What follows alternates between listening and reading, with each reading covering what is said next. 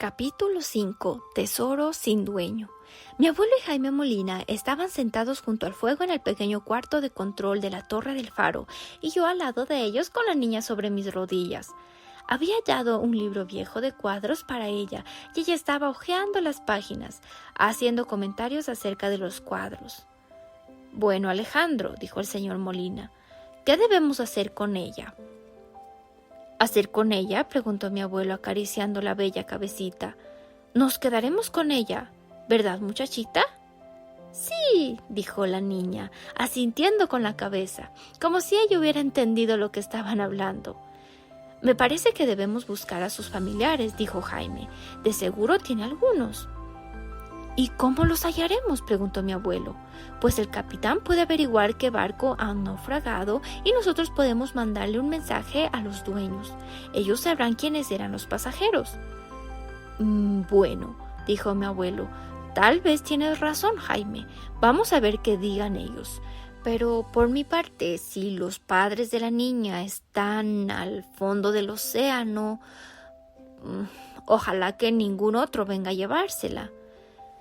«Si yo no tuviera tantos niños», empezó a decir el señor Molina. «Pues sí, yo sé», dijo mi abuelo interrumpiéndolo. «Tu casa ya está suficientemente llena. Deja que la muchachita se quede aquí con nosotros. Será una amable compañera para nosotros. Y María se encargará de hacer su ropa y todo lo relacionado. Yo sé». Sí, con gusto lo hará, pues llora cada vez que piensa de la niña». Mi abuelo siguió el consejo de Jaime. Cuando el capitán Sayers vino en el vapor el siguiente lunes, le contó la historia completa del naufragio del barco y le pidió que averiguara el nombre y la dirección de los dueños del barco. Cuánto deseaba yo que no llegara nadie a pedir a mi ser querido. Ella llegó a ser más preciosa para mí cada día, y yo sentía que mi corazón se iba a destrozar al tener que separarme de ella. Cada noche, después que la señora de Molina le había puesto la bata, ella se arrodillaba al lado mío para hablar con Dios, como decía ella cuando oraba. Por lo visto, su madre le había enseñado a orar, porque la primera noche ella empezó a decir: «Pastor, oye». Al principio yo no podía pensar que era lo que ella estaría repitiendo, pero la señora de Molina dijo que ella había aprendido el himno de niña. Ella me escribió la primera estrofa y cada noche la niña repetía después de mí las palabras que yo le iba diciendo. «Pastor tierno, óyeme. Bendice a tu cordero hoy. Por la noche cerca está. Guárdame hasta amanecer». Yo quería que ella siguiera diciendo siempre la oración que le había enseñado su madre. Yo mismo nunca había orado, pues mi abuelo nunca me había enseñado. Me preguntaba si mi madre me habría enseñado si ella viviera. Pensé que sí. En esos días yo sabía muy poco acerca de la Biblia. Mi abuelo no la apreciaba y nunca la leía. Él tenía una Biblia grande que estaba en el estante como de adorno. A menos que yo la bajara para mirar los curiosos cuadros antiguos, nunca se abría. En la isla, el domingo era igual que cualquier otro día. Mi abuelo trabajaba en el huerto o leía la revista como de costumbre. Yo paseaba sobre las rocas o hacía mis lecciones, o trabajaba en la casa, como lo hacía cualquier otro día de la semana. No había iglesia ni capilla donde podríamos asistir, y no había nada que señalara el día del Señor. Muchas veces me acuerdo de aquel día terrible cuando cruzamos el mar tempestuoso hacia aquel barco que se hundía. Si nuestra lancha se hubiera volcado, entonces, si nos hubiéramos perdido, ¿qué habría sido de nuestras almas?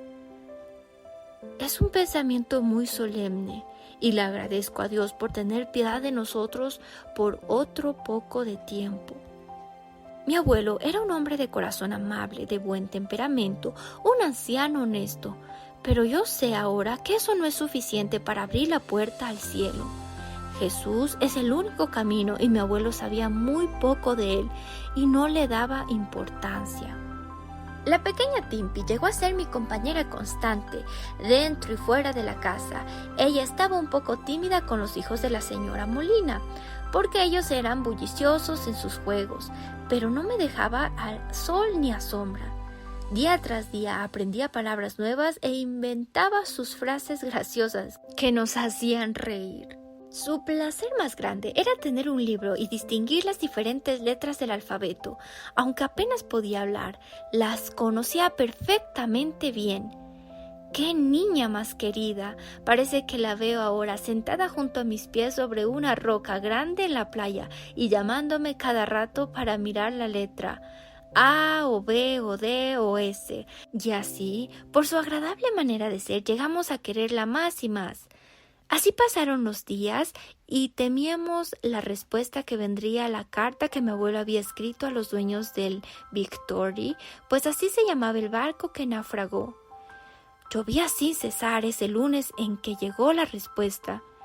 Yo había esperado un buen rato sobre el muelle y estaba muy mojado cuando el vaporcito por fin atracó. Antes de todo, el capitán Sayers me entregó la carta y corrí a llevársela a mi abuelo de una vez. No podíamos esperar hasta que desembarcaran nuestras provisiones. La pequeña Timpy estaba sentada sobre un banquillo a los pies de mi abuelo, enrollando un pedazo largo de cinta alrededor de su pequeño dedo. Ella corrió a mí cuando entré y levantó su carita para que la besara. ¿Qué tal si esta carta dijera que ella tiene que dejarnos y regresar con el vapor? Apenas podía respirar mientras mi abuelo abría la carta. Era una carta muy cortés de los dueños del barco, en el cual nos agradecieron por el esfuerzo hecho para salvar la tripulación y los pasajeros. Decía además que ellos no sabían nada de la niña ni de sus familiares, puesto que nadie del apellido Villeres había tomado camarote y no había habido ningún marinero a bordo con ese apellido. Pero dijeron que iban a averiguar más a fondo en Calcuta, puerto de donde había zarpado la nave. Mientras tanto, le rogaron a mi abuelo que se encargara de la niña y le aseguraron que sería ampliamente recompensado. ¡Qué bueno!, dije cuando terminó de leer. Entonces ella no se tiene que ir todavía. No, contestó él.